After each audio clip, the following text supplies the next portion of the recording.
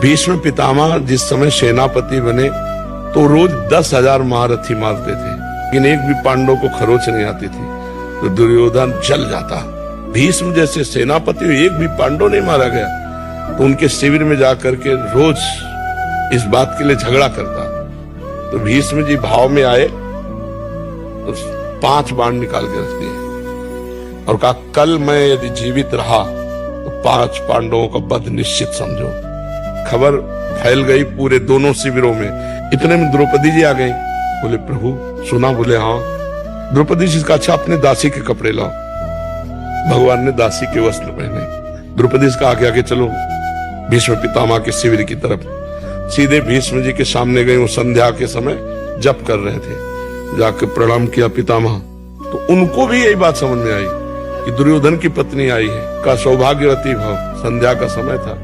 तो द्रौपदी जी ने हटाया और कहा कि आप प्रण करते हो सौभाग्य उजाड़ने का और आशीर्वाद देते हो सौभाग्यवती भव का, हम क्या माने कि कौन सा भीष्म सत्य है, सौभाग्य उजाड़ने वाला या सौभाग्य देने वाला?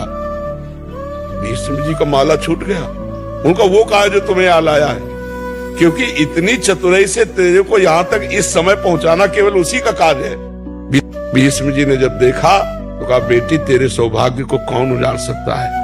हम जैसे सैकड़ों भीष्म तो भी नहीं उजाड़ सकते, जिसका रक्षक ये गोविंद तुम्हारे लिए दासी बन के आया है, तुम्हारे पति। तब भगवान से कहा, मेरा प्रण तो तुम तोड़ दिए, लेकिन तुम्हारा भी प्रण तोड़ूंगा कल।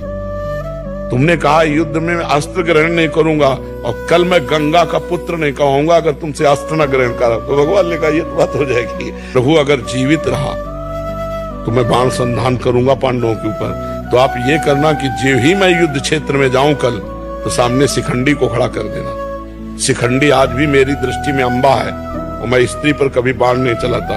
इतने में अर्जुन से कह देना मुझे बाणों की सैया पे सुला दे।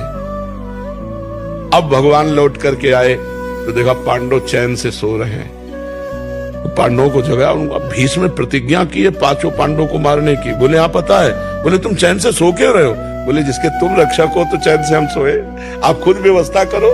अगर भगवान का भरोसा है तो चैन से सोओगे, वो व्यवस्था खुद कर देंगे।